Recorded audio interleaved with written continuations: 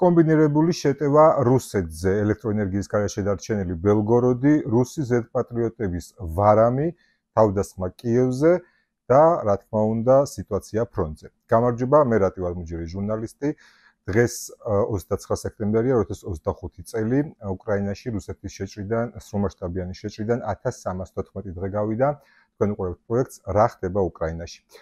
ზემოთ ჩამოთვლილ თემებზე ვისაუბრებ დღეს, მანამდე კი ტრადიციულად დავიწყებ მადლობით, მადლობა ყველა გამომწერს, ვინც აქტიურად უყურებს არხს, აქტიურად უყურებს ვიდეოებს, ალაიქებს მათ, აზიარებს თავიანთ სოციალურ ქსელებში.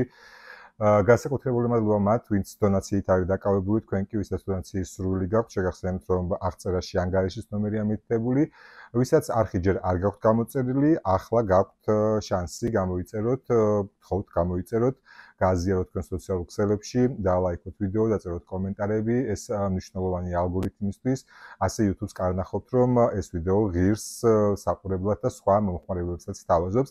მით უფრო რომ სტატისტიკა აჩვენებს, რომ მაყურებლების დაახლოებით 75% გამომწერი არ არის არხის, შესაბამისად თუ კი უყურებთ ვიდეოს, პარემ გამოიწერეთ.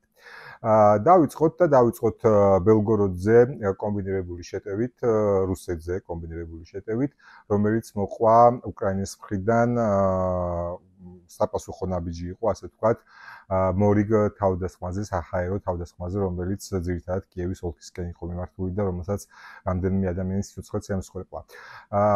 ჩვენ აქამდე გვინახავს, ასე ვთქვათ, რუსული ქალაქები და მათი ნავთობგადამამუშავებელი ობიექტები, რომელიც იგონბება უკრაინული დრონების მიერ. თუმცა, თუ კი მეხსიერება არ მღალატობს, ეს შემთხვევა არის პირველი შემთხვევა კომბინირებული შეტევის, ასე ვთქვათ, როდესაც როგორც უკრაინული დრონებით, ასევე დამატებით артиლერიით დაიბომბა ბელგოროდი, უფრო კონკრეტულად თბოელექტროსადგური და შედეგად რუსეთი ელექტროენერგიის გარეშეა დარჩენილი. ცხადია უტრირებულია, როდესაც რუსეთს ვამბობ, კონკრეტულად ბელგოროდს გულისხმობ.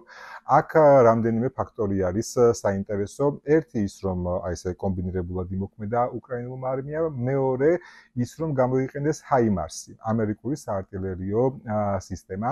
ამ ყველაფერს წინ უძღოდა თეთრი სახლის წარმომადგენლების განცხადება, რომ ამერიკამ ნაწილობრივ მოუხსნა უკრაინას შეზღუდვები იმ შეიარაღებაზე, ამერიკულ შეიარაღებაზე, რომელიც უკრაინას გააჩნია და ჩვენ შეგვიძლია ვივარაუდოთ და ვთქვათ, რომ აი ეს იყო პირველი გამოხატულება, როდესაც დაახლოებით 40 კილომეტრიანი დისტანციიდან, საუბარია უკრაინის საზღვრიდან ქალაქ ბელგოროდამდე, მოხდა ძალიან ისეთი მიზანმიმართული და დამიზნებითი შეტევა, რა დროსაც აფეთქდა თბოელექტროსადგური და დარჩნენ ელექტროენერგიის გარეშე რუსები.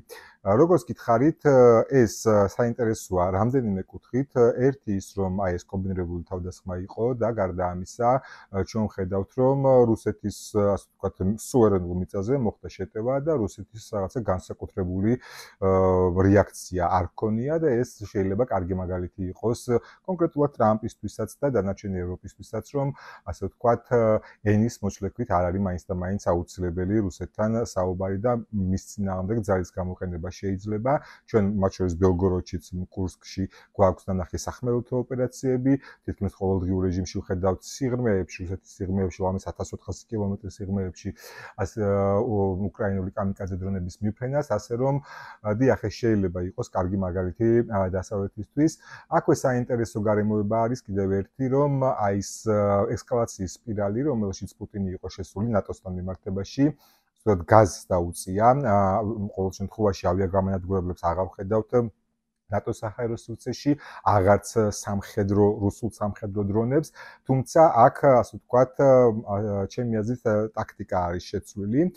აი ეს ყველაფერი არ ჩანს, თუმცა სულ უფრო და უფრო ხშირი არის ევროპის სხვადასხვა ქალაქი, სადაც არასაფრენ ზოლში იქნება ეს სამხედრო ობიექტი თუ რომელიმე სხვა საიდუმლო ობიექტი, რომელიც თავზეც ფრენა არ შეიძლება, შეამჩნევენ ხოლმე დრონებს. თუმცა ევროპული ქვეყნების მხრიდან არ დასტურდება გვხვდება და არ არის არტიკულირებული, რომ ეს არის რუსული სამხედრო დრონი. აქ არის ჩემი აზრით ორი ვერსია. ერთი რომ თავად ევროპელები ერიდებიან რუსეთის დასახელებას იმისთვის, რომ ესკალაცია კიდევ უფრო არ გამწვავდეს და მე არაერთ ვიდეოში მithქვამს, რომ ნატოს ახლა დრო სჭირდება იმისთვის, რომ მოემზადოს 27-2030-ის შესაძლო რუსული შეჭრისთვის და ყველაფერი ამაზე მიუთითებს. შესაბამისად, შესაძლოა ევროპელები არ ასახელებდნენ რუსეთს პირადად, თუმცა აქ შეიძლება იყოს მეორე ვერსიაც და მე ეს მეორე ვერსია უფრო საარწმუნო მეჩვენება ყოველ შემთხვევაში, ის რომ რუსეთმა ისწავლა გაკვეთილი პაუტინადან, რას გულისხმობ ახლა. რუსი ტურისტები და ტურისტები ბჭყალებში ან თუნდაც იმ ქვეყნების მოქალაქეები, რომლებიც რაღაცა იდეოლოგიის გამო ან ფულის გამო გადაბირებულები არიან და ჩვეულებრივ დრონებს აფრენენ აი ამ კონკრეტულ საიდუმლო ობიექტებზე, რომელიც მათ მისდით შესაბამისი ლოკაციებით. ასე ვთქვათ, შეიძლება რუსეთი ტესტავდეს მზადყოფნას ამ ქვეყნების. გარდა ამისა, აქ არის კიდე ერთი ვერსია. ჩვენ ყველამ ვიცით, რომ ყოველჯერზე, როდესაც უკრაინული დრონები შეფრინდება ხოლმე რუსეთში, შესაბამის ოლქში ამოქმედდება პროტოკოლი ხალიჩა, რაც გულისხმობს აეროპორტების დაკეტვას, ამას მოყვება ხოლმე რეისების გადადება, შეფერხება, გაუქმება, ამ ყველაფერს მოყვება მოქალაქეების დისკომფორტი, მოყვება ეკონომიკური ზარალი და შესაძლოა ახლა რუსეთი აი ასე ცდილობდეს ევროპულ დედაქალაქებში აეროპორტების შეფერხებას იმისთვის, რომ ევროპელებს აგზნობინონ, რა დღეში არიან რუსები უკრაინული თავდასხმების გამო, რომ თავის მხრივ შემდეგ უკვე ევროპელებმა მოახდინონ ზეწოლა უკრაინელებს, რომ მსგავსი ტიპის იარიშები აღარ იყოს. ეს ერთ-ერთი ვერსია, თუმცა ის რომ უკრაინელები გაჩერებას არ აპირებენ, ეს ასე ვთქვათ, თვალშისაცემი არის.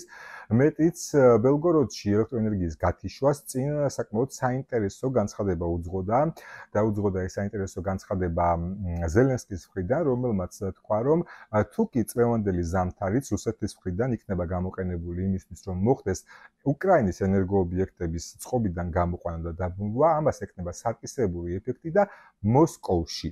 არა რომელიმე სხვა ქალაქში, არამედ მოსკოვში მოქალაქეები უნდა ელოდონ ელექტროენერგიის გათიშვას. ეს შეიძლება იყოს, ასე ვთქვათ, მხოლოდ რიტორიკა, მაგრამ მე მგონია, რომ რიტორიკის მიღმა საკმაოდ რეალისტური ამბავიც არის და არის ორი მიზეზის გამო რეალისტური ჩემი აზრით. ერთი არის მათ შორის დღევანდელი განცხადება, რომელიც უკრაინის საგარეო საქმეთა მინისტრმა გააკეთა, რომ აღარ იარსებებს რუსეთში სამიზნე, რომელსაც უკრაინული შეიარაღება ვერ მიწვდება და მეორე განცხადება ისევ ამერიკის ადმინისტრაციიდან, რომ უკვე ყველაფერი ტრამპზეა დამოკიდებული, არ გამოირიცხება ტომაჰავკების გადაცემა უკრაინისთვის. ეს ამერიკული ფრთოსანი რაკეტაა, რომელიც ძალიან შორს დაფრინავს, ასე ვთქვათ, მაგრამ ესეც რომ არ იყოს უფრო რეალისტური ვიდრე ტომაჰავკი, მე მგონია ფლამინგო, უკრაინული წარმოება, უკრაინული ფრთოსანი რაკეტა, რომელიც როგორც ვიცით 3000 კილომეტრზე მიფრინავს და არის დაახლოებით 1 ტონა ამფეთქი ნივთიერების მატარებელი. რატომ მგონია ახლა რომ სწორედ ფლამინგოებს გულისხმობდა ზელენსკი? ჩვენ ცოტა ხნის წინ შევიტყვეთ ინფორმაცია, რომ ეგეთი ფრთოსანი რაკეტა ფლამინგო შეიმუშავეს უკრაინელებმა. შემდეგ შევიტყვეთ ინფორმაცია იმის შესახებ, რომ სერიულ წარმოებაში ჩაეშვა ფლამინგო. შემდეგ ჩვენ ნახეთ კონკრეტული სამხედრო ოპერაციები, რომელშიც ფლამინგო იღებდა მონაწილეობას, საუბარია ყირიმში და დონეცკში, ოკუპირებულ ქალაქებში და ტერიტორიებზე, სწორედ ფლამინგოს მიფრენის და შესაბამისად ამის შემდეგ, რომელიც წარმატებული იყო და სამიზნეებს ზუსტად მოხდა და ამის შემდეგ ფლამინგოზე არაფერი აღარ ისმის, ჩვენ აღარ გვსმენია არაფერი. მე მაქვს ვარაუდი, რომ ახლა ხდება ფლამინგოს, ასე ვთქვათ, მასიური წარმოება, მისი დასაწყობება ზამთრის პერიოდისთვის, იმისთვის, რომ საჭიროების შემთხვევაში სწორედ აი ამ მიზნებს მიაღწიონ, რომელზეც, ასე ვთქვათ, ზელენსკი საუბრობდა. უნდა აღინიშნოს, რომ აი ეს ბელგოროდი, მათ შორის ამითი გამოირჩეოდა, თუ კი აქამდე უკრაინელები ბომბავდნენ, თქვათ, ნავთობგადამამუშავებელ ქარხნებს ან სამხედრო შეკრების ლოკაციებს, ახლა ძალიან კონკრეტულ თბო ელექტროსადგურს დაარტყეს. ამითი ჩემი აზრით აჩვენეს, რომ კარგად იციან რუსეთის ელექტროსისტემა როგორ მუშაობს, სად რა ობიექტებია და შეუძლიათ მათ მიწვდნენ, ისე რომ ხაერსაწინააღმდეგო სისტემებს თავი აარიდონ და სამიზნეს მიაღწიონ.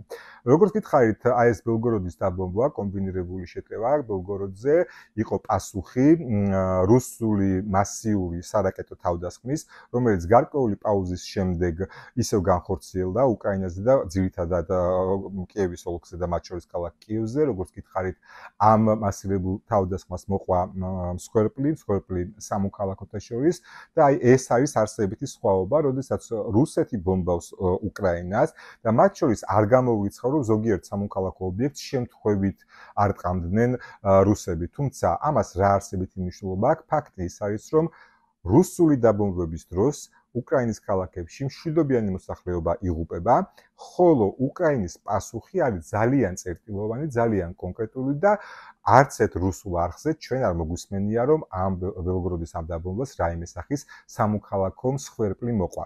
აი ეს არის არსებითი სხვაობა. გარდა ამისა, ახლა წარმოგიდგენთ ინფოგრაფიკას, სექტემბრისთვის სტატისტიკას, ასე ვთქვათ, როგორ ხდებოდა დაბომბვა უკრაინული ქალაქების და აი ამ ინფოგრაფიკას სანამ შემოგთავაზებთ, გეტყვით, რომ ის არის 1 სექტემბრიდან 28 სექტემბრამდე, შავი ისრებით გამოყოფილი არის რაოდენობები, ხოლო წითელი ისრებით გამოყოფილი არის რამდენი ჩამოაგდეს, ოღონდ ეს საუბარია მხოლოდ უპილოტო საფრენ აპარატებზე, ანუ აქ ამ სტატისტიკაში არ არის შეყვანილი ის ფრთოსაინთო ბალისტიკური რაკეტები, რომელიც მოდის როგორც წესი აი ამ უპილოტოებთან ერთად.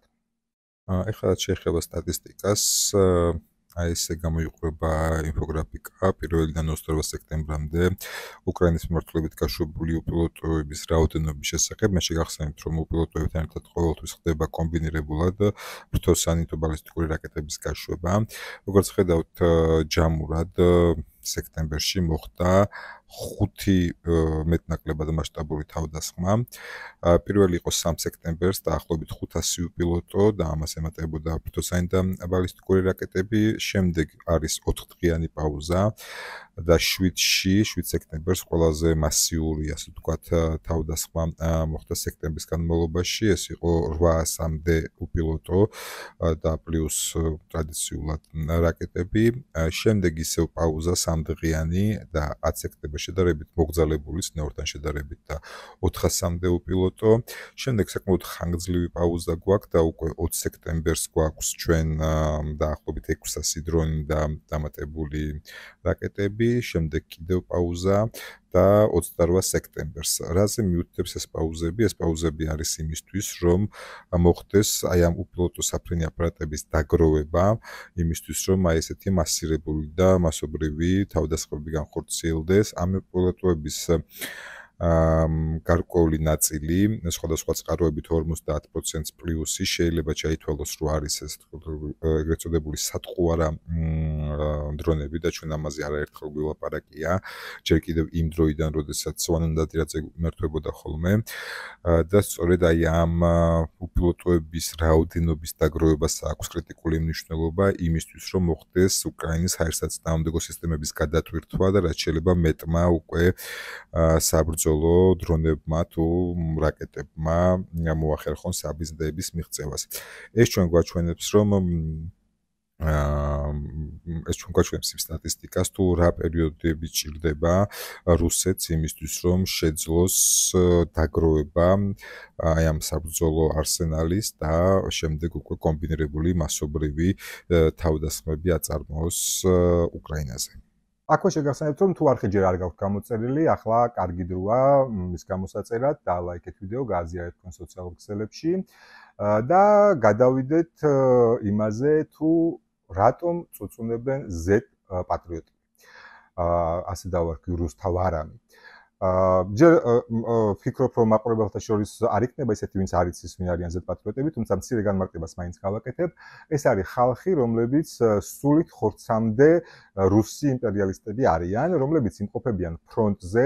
ზოგი მათგანი ჟურნალისტია, ზოგი ბლოგერია, ზოგი უბრალოდ მოხალისე, ისინი მთელს დროს ატარებენ რუს ჯარისკაცებთან ერთად, ჩართულები არიან საბრძოლო მოქმედებებში და ვთქვათ, მოსკოვში მოყოლათებულ სხვა პროპაგანდისტებისგან განსხვავებით, ისინი მართლა ესე იგი იდეოლოგიურად რუსი იმპერიალისტები არიან. იგივე სალავიოვისგან განსხვავებით, რომელიც მოსკოვში ძალიან თბილად არის მოკალათებული და უბრალოდ ერთი მედროვე კაცია, რომელსაც არანაირი იდეოლოგია არ გააჩნია. მე შეგახსენებთ, რომ ის ჩვეულებრივი ლიბერალური რუსეთის წარმომადგენელი იყო, NTV-ზე მუშაობდა, NTV რო დაიხურა, გაკიოდა, რომ უბედურება ხდება რუსეთში და პუტინს ძალიან აკრიტიკებდა. მე რაღაც მოხდა მის თავს და გახდა ესეთი მკაფიო პუტინისტი და დღეს არის ის, რაც არის, შესაბამისად ის უბრალოდ მედროვი არის, რომელსაც ფული უყვარს და მისგან განსხვავებით, აი ეს Z-პატრიოტები არიან ესეთი რუსეთის იმპერიის მოყვარული ხალხი და ახლა შემოგთავაზებთ, რას ამბობენ და რას წერენ ისინი.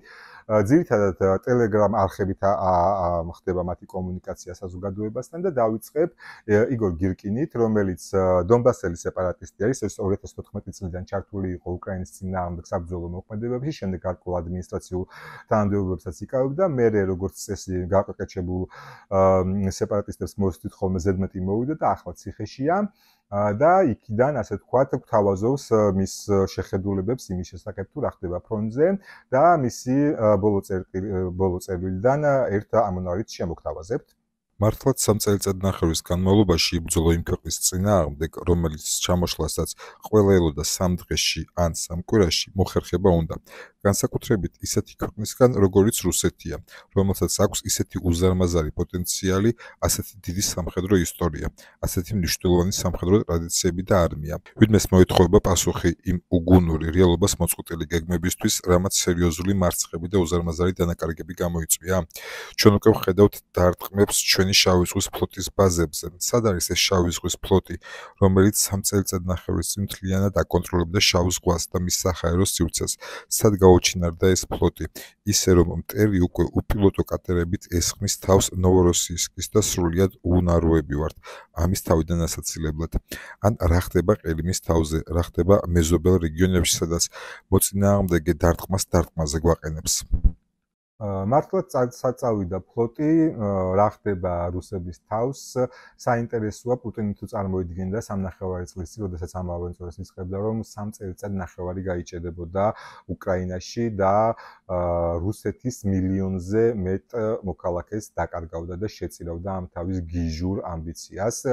დიახ, მილიონზე მეტი რუსი არის მოკლული ან დასახიჩრებული, დაჭრილი, უგზო-უკვლოდ დაკარგული ამ ომის შედეგად. თუმცა, როცა ვამბობთ რუსეთის მოქალაქეს გულისხმობთ, თორემ ეთნიკური შემადგენლობით პრაქტიკულად ძალიან მცირე რაოდენობა არის ეთნიკური რუსი ამ ომში მოკლული. პირველ ადგილზე ბურიატები არიან და ახლა რუკაზე თქვენ ხედავთ ეს ავტონომიური რესპუბლიკა რამდენად შორს არის და სად არის საერთოდ ფრონტიდან და ყველაზე მეტი ადამიანი აქედან არის წასული და უკრაინულ მიწას მიბარებული. შემდეგ არის უკვე ტუვას ოლქი, ესეც ნახეთ რამდენად შორს არის ფრონტიდან და შემდეგ მოდის უკვე ჩრდილო კავკასია, ყველაზე მეტი დაღესტანი, შემდეგ ჩეჩნეთი და ინგუშეთი.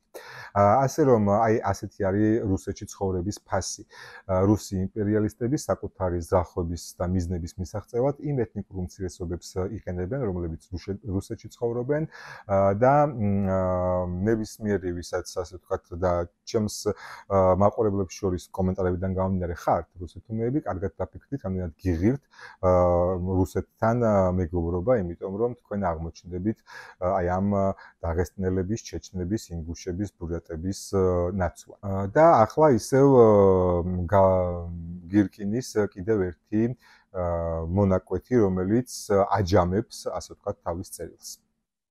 საერთო ჯამში სიტუაციას ვაფასებ როგორც უკიდურესად მძიმეს და სტაბილურად გაუარესებაც. სამწუხაროდ უკრაინაზე სწრაფი გამარჯვების პერსპექტივას ვერ ვხედავ, რადგან ამ გამარჯვების მოსამზადებლად არაფერი კეთდება.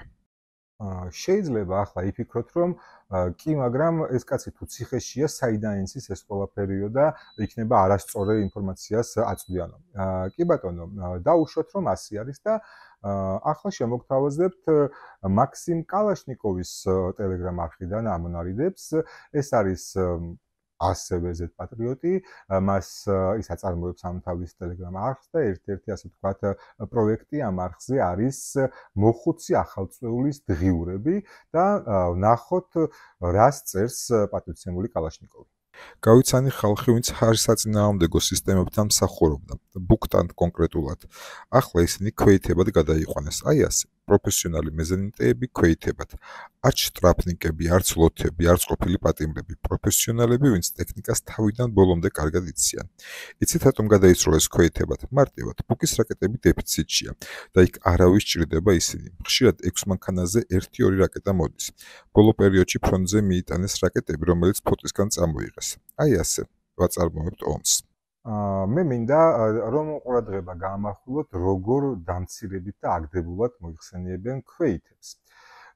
ლოთები, შტრაფნიკები და ასე სხვა დამამცირებელი ეპითეტებით. და შეიძლება თქვენ იფიქროთ, რომ პრინციპში ეს გამონაკლისის შემთხვევა არის და რომ ერთი რომელიღაცა მეზენიტე მოხსნეს ბუკის სისტემებიდან, იმიტომ რომ რაკეტები არ ყოფნიდა და გადაიყვანეს ქვეითებში. თუმცა ეს ასე არ არის.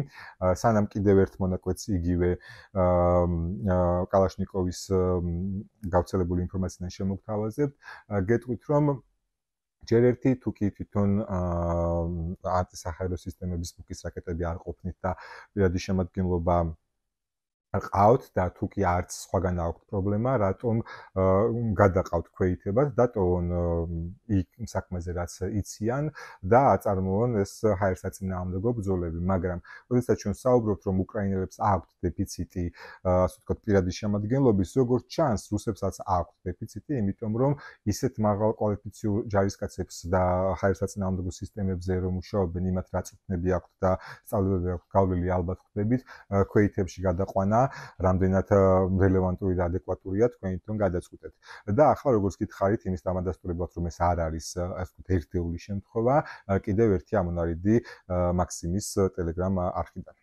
მეზენიტეებზე ხომ მოგიყევით უკვე? ახლა უფრო ფართოდ გამოყენებულ პრაქტიკაზე მოგიყვებით. გვერდზე ასეულის ბიჭები გავიცანეს, 3 წელია ფრონტზე არიან, თვითმავალი артиლერიაზე იყვნენ და ისინიც ქვეითებში გადაიყვანეს.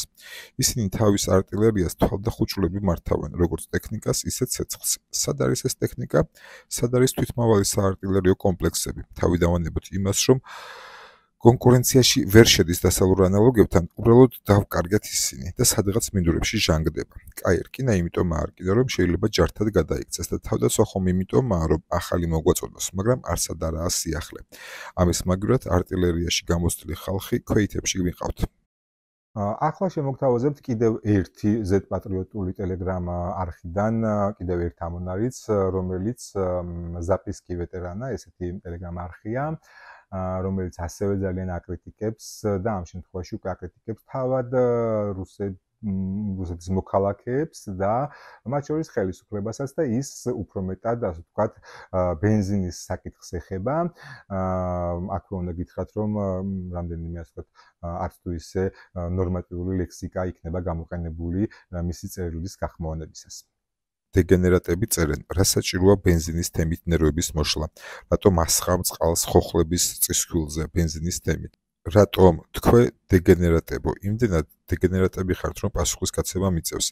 იმიტომ უტვინო ნაბიჯრებო, რომ არ განმეორდეთ 1917 წელი, როცა პეტროგრადში ხელოვნურად შექმნილი პურის დეფიციტმა ფაქტობრივად რევოლუციამდე მიიყვანა საქმე. დიახ, სწორედ ხელოვნურად შექმნილმა დეფიციტმა. მაშინ რუსეთში პური ჭარბად იყო.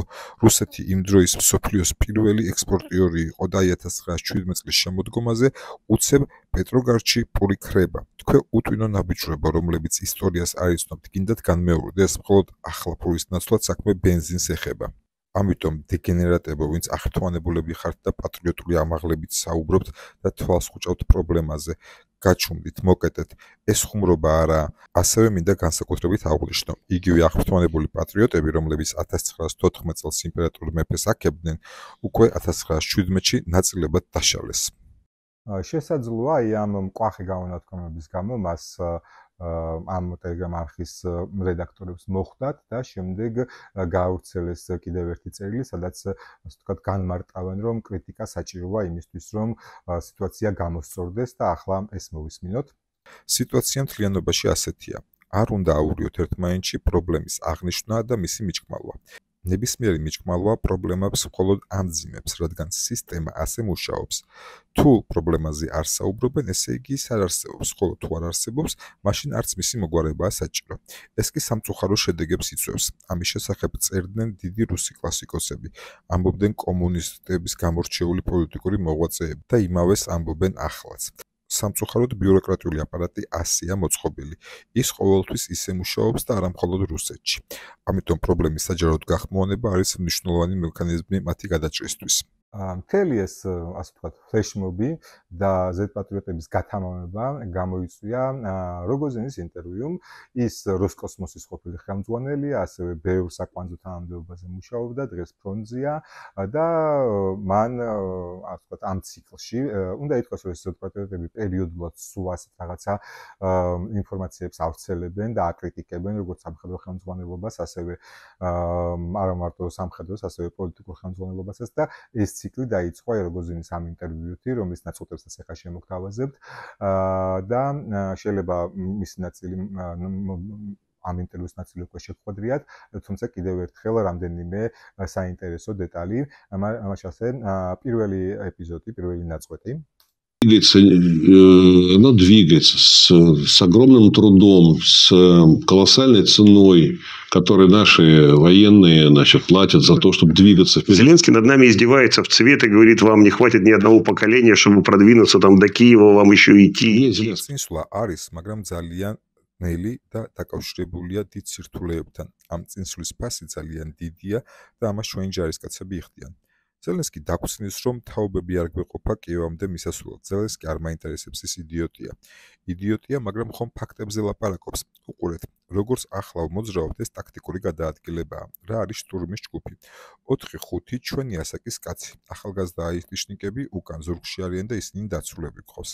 ჩვენი ასაკის ხალხი დანაღმულ მინდვრების გავლით, სადაც დრონები უბრალოდ საოცრებებს აკეთებენ.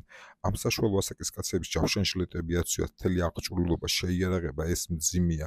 მოფრინავს დრონი, იმას უნდა ესროლო, თან წინ წაიწიო. ეს ყველაფერი ისეთი მძიმეა, სკამიდან ადგომაც კი შეუძლებელია, არათუ წინსვლა.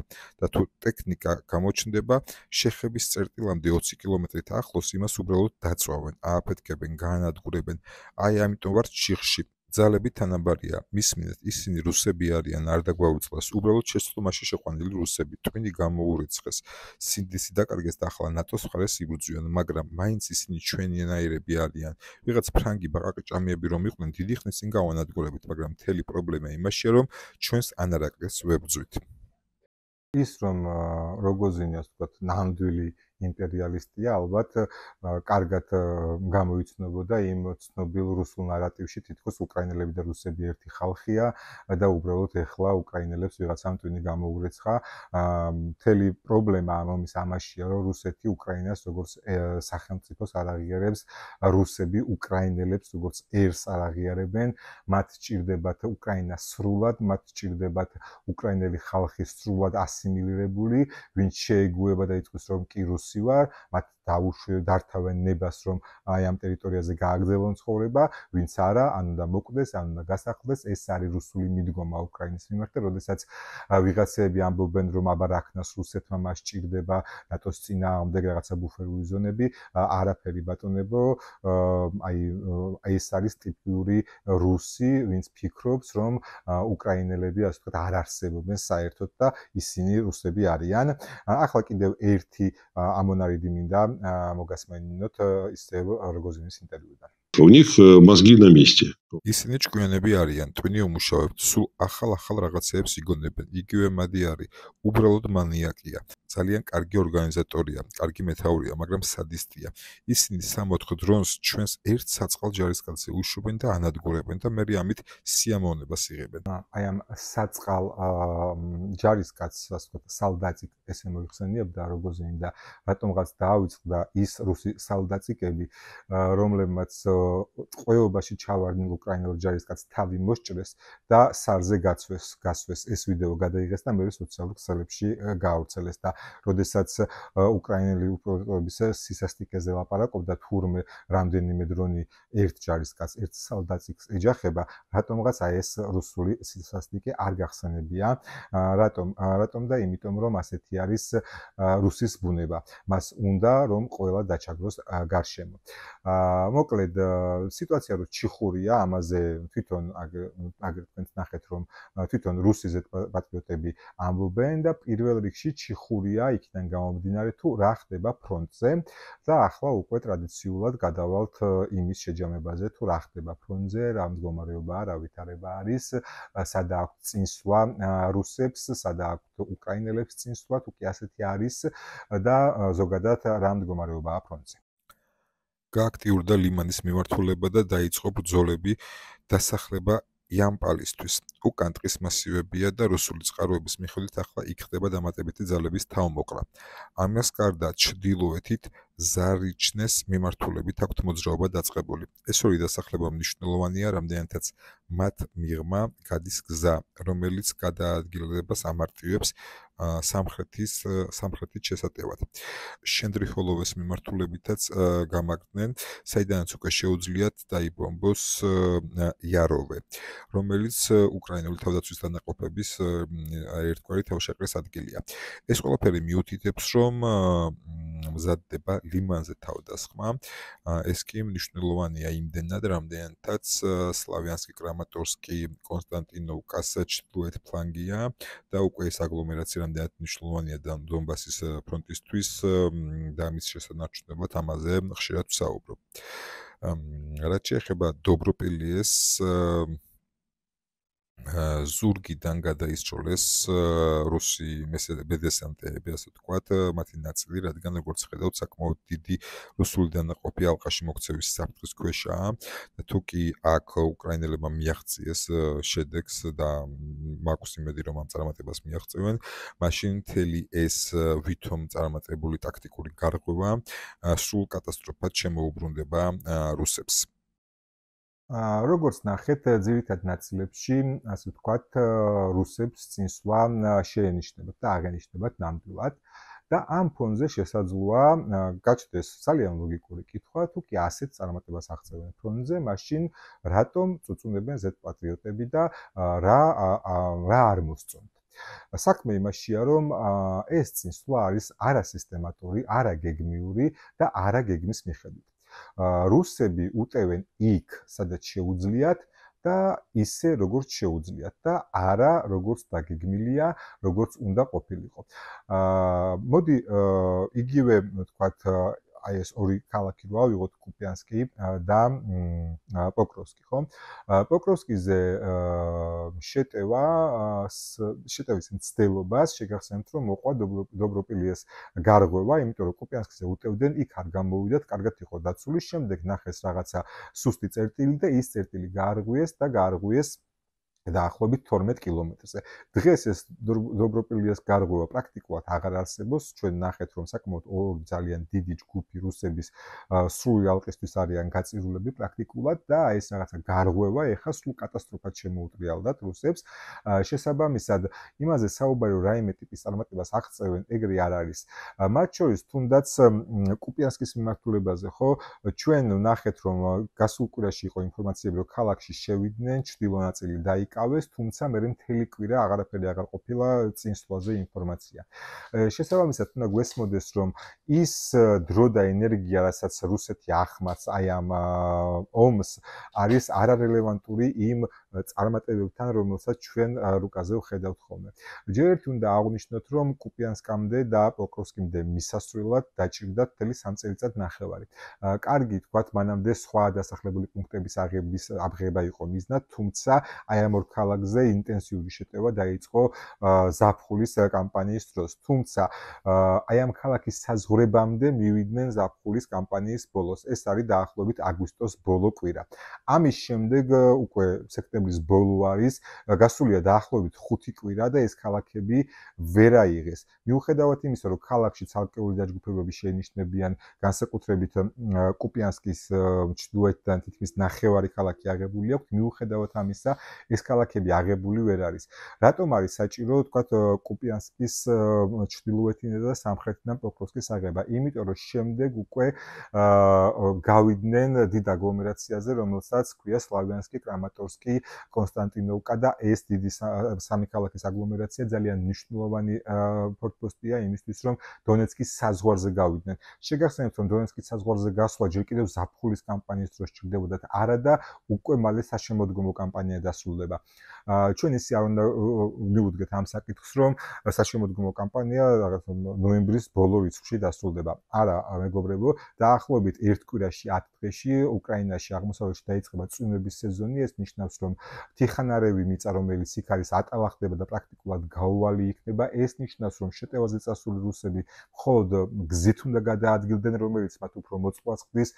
დაახლოებით 2 კვირიდან 3 კვირამდე უკვე მთელი მწვანე შეფოთვა აღარ იქნება და ტყე თავშესაფარი, ბუნებრივი თავშესაფარი ვეღარ იქნება და ასევე მოწყვლადები გახდებიან, ასე რომ მაქსიმუმ ოქტომბრის ბოლომდე, ნოემბრის პირველ კვირამდე აქვს ვადა იმისთვის, რომ ეს საშემოდგომო კამპანია დაასრულონ და ამის შემდეგ ომი უნდა გადაერთოს უკვე ზამთრის რელსებზე და ზამთრის კამპანიებზე.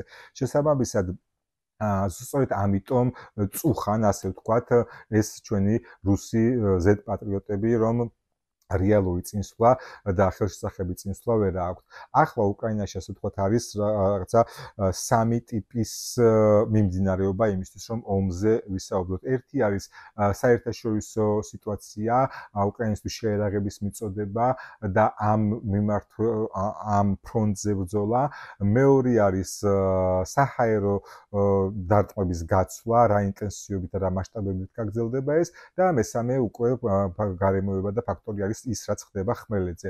სამივეგან პრაქტიკულად აი ამ სამივე ფაქტორის გათვალისწინებით შეიძლება ითქვას, რომ თითქმის კი არა და პრაქტიკულად ჩიხური მდგომარეობა არის, თუ კი რამე ფუნდამენტურად არ შეიცვალა, თუ კი უკრაინას რაღაცა განსაკუთრებული შეერაღება არ მიეცა, თუ კი რაიმე ტექნოლოგიური გარდატეხა არ მოხდა, თუ კი რუსებმა მასობრივი, ასე ვთქვათ, მობილიზაცია არ გამოაცხადეს, მაშინ ეს ომი აი ესე გაგრძელდება და ნახოთ რამდენ ხანს იქნება ასე. როგორც წინა ვიდეოებში არაერთხელ აღნიშნავს, მშვიდობამდე ჯერ კიდევ ძალიან შორს არის, მით უმეტეს იმ ფონზე, როდესაც რუსეთი მართალია დაბალ გაზზე, დაბალ ცეცხლზე, თუმცა მაინც ნატოსთან მიმართებაში ესკალაციის სპირალშია შესული. დღეისთვის აი ასეთი ეპიზოდი გამოვიდა. მადლობა, რომ იყურებდით. თუ კი ამ დრომდე ვიდეო არ დაგილაიქებიათ, ახლა დაალაიქეთ ვიდეო. თქვენ კი ვისაც არხი არ გაქვთ გამოწერილი, გთხოვთ გამოიწეროთ არხი.